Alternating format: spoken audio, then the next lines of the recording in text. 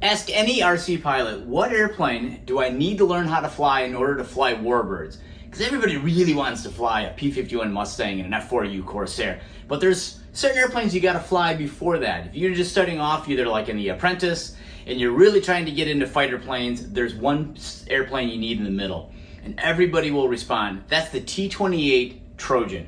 And honestly, it really is probably the best aircraft for that. The reason why? Well, it's designed just as the U.S. Navy and U.S. Air Force trained fighter pilots just after World War II using the T28 Trojan. So the T28 was developed post-World War II as a new advanced trainer to replace the aging AT-6 Texan, which was a tail dragger, low wing, single wing, single engine tail dragger. And as the armed services began to move away from propeller-driven aircraft into jet aircraft, they also transitioned away from tail draggers like the Corsair and the Mustang into tricycle landing gear aircraft. And the T-28 Trojan really kind of followed that suit along. It is tricycle landing gear with a gigantic radial engine out front, and it's really meant to be an advanced trainer for the Navy and the Air Force. My grandfather actually flew T-28 Trojans in the Air Force in the 1950s as part of his pilot training program before moving on to jets.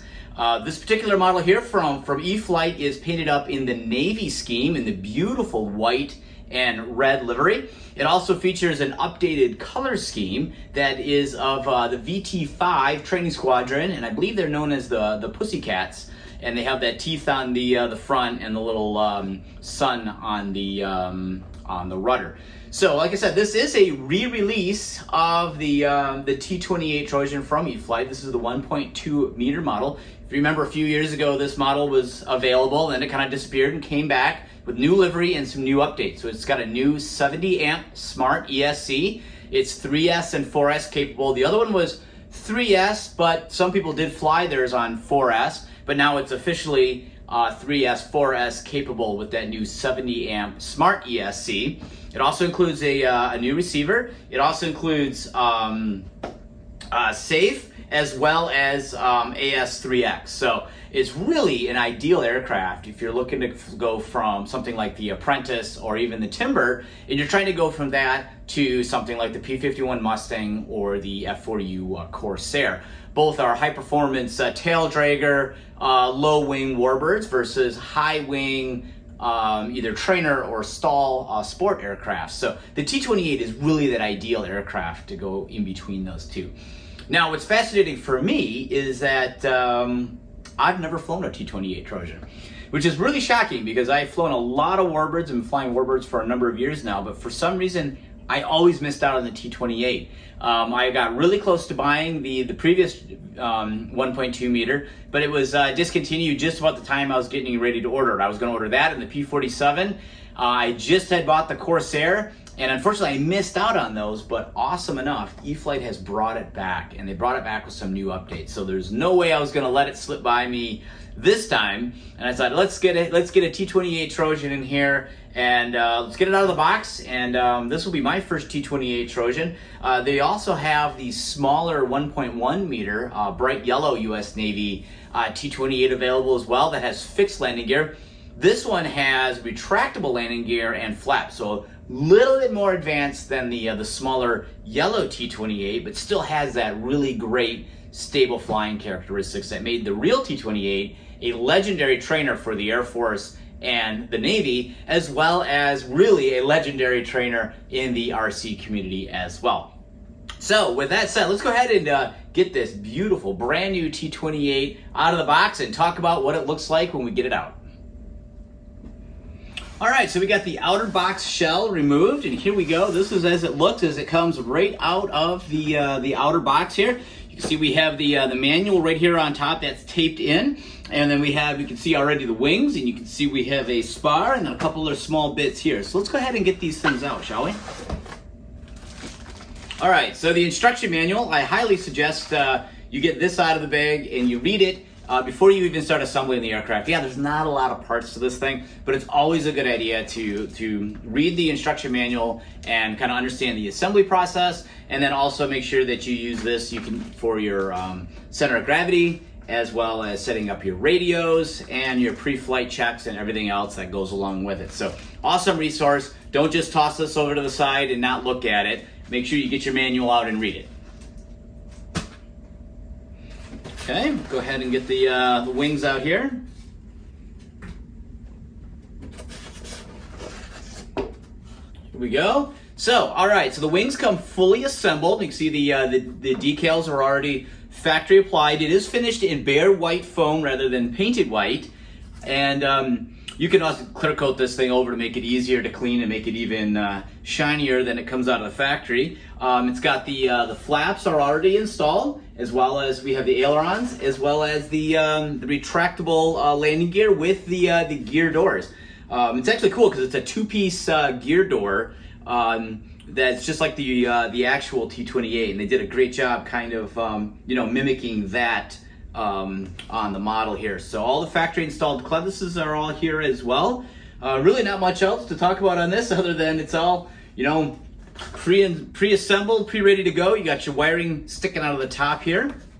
That should be nice and easy. Everything is labeled, of course, so it should be super simple to go ahead and plug that in. Next up, we have a carbon fiber tube here. This is the spar for the horizontal stabulator. So we'll go ahead and set that off to the side. Another piece of foam.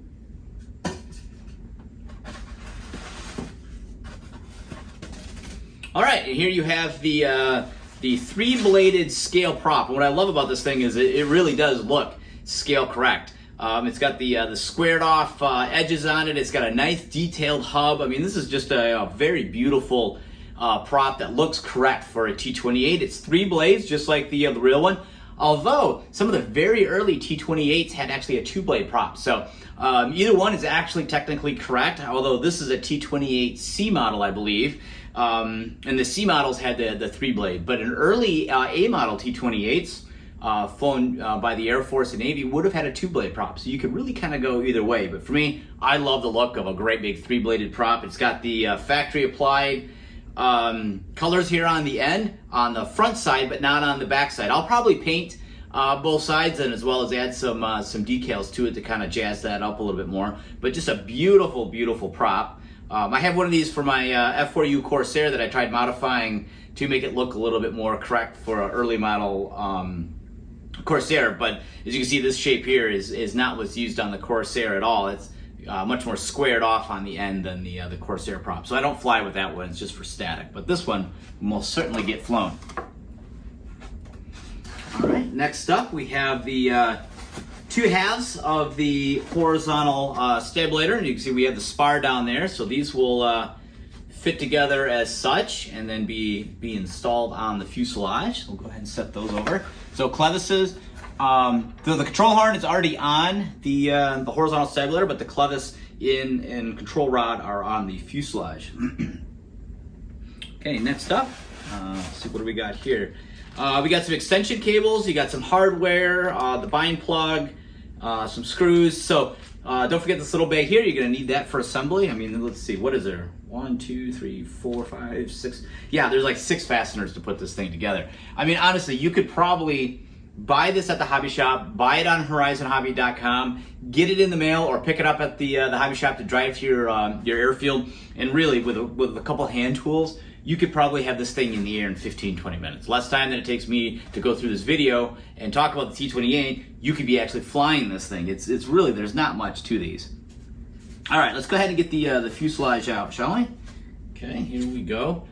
All right, so here we go. So beautiful, beautiful rendition here of the T28. I love the new paint scheme they put on. It's got the teeth and the eyes up front there. This little kind of sunburst here on the back. Single pilot in the cockpit. There's no instructor on board this one, so our training pilot's going to be flying solo on this guy. I just think it's interesting that this is painted up in the livery of VT5. the Pussycats that flew T-28s for the U.S. Navy in the 1950s. I believe they were stationed either in Florida or Alabama. But instead of saying VT5 here, they put VTHH, VT Horizon Hobby. So it's like Training Squadron Horizon Hobby. So a little bit difference in kind of historical accuracy on that. So I will probably do something to kind of tweak that a little bit so it looks more like the actual T-28 that would have flown with the U.S. Navy in the 1950s. And what else is interesting about this particular training squadron is that it flew carrier qualifications for the on the USS Lexington. So they actually modified the tail section here on the T-28 to have a tail hook that came way out the back of this thing. It had a different fairing down here and then a tail hook that came out. So these were actually used for carrier operations, and then actually carried the name USS Lexington right above the Navy. So not all T-28s had that. That was kind of a unique one for ones that were specific to be used for carrier operations. Also note that the T-28 was not only just a trainer. These were also used in the late 50s and 60s by the South Vietnamese Air Force for counterinsurgency. They were painted up in kind of what I consider like Southeast Asia scheme, which is that green and brown that you're familiar with from Vietnam era fighter planes and bombers. So this thing is not only just a trainer, it's a legitimate warbird in the fact that it definitely flew combat missions. Just may not have flown combat missions with the U.S. military. It was just used as primarily as a trainer. Other details here before we open up the cockpit here and take a look inside. We got the 3 exhaust stacks molded into the cowl here, as well as kind of this natural silver area here. That's kind of where the exhaust would come out. And then they added this nice black kind of painted area here to kind of, the aircraft were white, right? So they would be a mess with exhaust staining and oil and stuff. It's a radial engine, and these things are incredibly messy. So they just painted a nice black stripe down here to kind of hide a lot of that oil and exhaust from making a mess of this beautiful white T-28. So to make it a little bit more scale correct, I'll add some weathering to kind of go down here to follow this path here. And as you can see, it follows the curvature of the wing, which is exactly how the exhaust gases would follow. They would actually follow the curvature of the wing as they exited below the aircraft. A lot of people, when they model, they assume that the exhaust comes out straight and goes all the way down the aircraft, which isn't true at all. It actually curves up and around. So you can use this as a great guide if you're going to weather your T-28 to make it look a little bit more realistic. Looking at the nose, we have a dummy radial engine placed in here. It's just all solid gloss black. Got a nice aluminum hub, spinner hub on the front of that. So this radial engine is just begging to be taken out and painted and detailed. So you'll know I'll be taking care of that here soon. I'll make sure that's all nicely detailed and looks a little bit more realistic. So, and with that, let's go ahead and show off one of the new updates for the T-28, and that is this nice battery hatch here on the back. It's got a little pullback clip, and the canopy pops right off here. And inside it reveals we have factory installed servos, factory installed AR631 smart receiver with safe and AS3X already pre-programmed. We have the battery tray. This will fly 3S and 4S, as I mentioned. 2200s are typically the most popular. However, check your manual out because you may find that there's some other options for some different battery sizes. I'll primarily be flying this on a 2200 3S. Maybe I'll try 4S. Like I said, I fly all my warbirds on 3S, and I think they're great. For those of you who think that a radial engine trainer aircraft needs to fly like an SR-71 or have the vertical speed of the Saturn V rocket, you can put a 4S in here and have pretty much unlimited vertical, which is, in my opinion, absolutely silly because these aircraft didn't have that much power, and really piston-powered aircraft with unlimited vertical is just unheard of. So I fly mine on 3S. You guys can fly with whatever you want. I don't care. But for me, I'm more of a 3S kind of guy. But what makes it kind of, what makes it capable to fly 4S is the factory-installed 70-amp Spektrum Smart ESC in here. And it's a lightweight ESC. And it's going to be great for this particular aircraft, because for those of you who do want to fly 4S, you know you got an ESC that can handle it. You also have telemetry built in on it too, so you can look at your readings when you are done flying. So it's got a lot of really cool functions to it. And then of course it uses the new IC3 connector, because if you pair this with a smart battery, you can actually pick up some telemetry from the battery that you can check after your flight. So very cool technology that they've put inside this, really making it a very smart aircraft.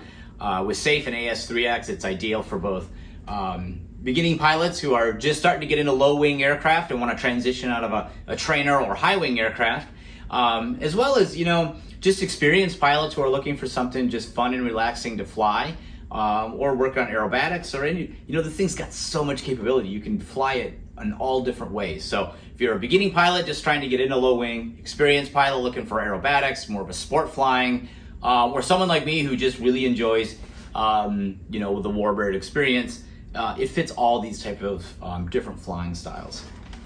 So that pretty much covers everything in the aircraft. I mean, there's nothing else really to it. These 1.2 meter aircraft are really my favorite.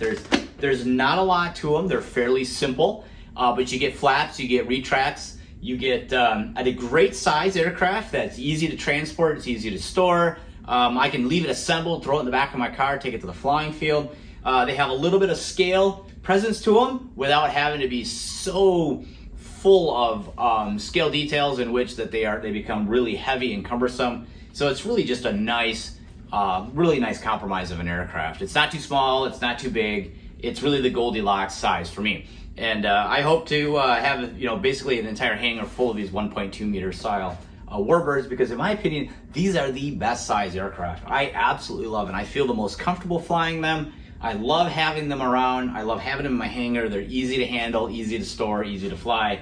They're just really an all-around fantastic aircraft. So that covers everything I have. Oh, how about one last thing? How about the nose wheel? Boy, I almost forgot to turn this thing over. So yeah, you can see it's got a factory installed nose wheel retract with steering on it, already installed here. So I guess I'm so used to the tail dragger warbirds that I forget. In this one, you get a retracting nose wheel. So we'll just show that off here. So with that, now I can say we've covered all the major aspects of the brand new E-flite T28, the 1.2 meter. So if you guys got any questions, please leave them in your comments below. I'm gonna probably get going on kind of detailing this thing up a little bit. I got some decals from Cali Graphics to kind of spruce it up just a little bit more. I'm gonna keep the factory scheme for now.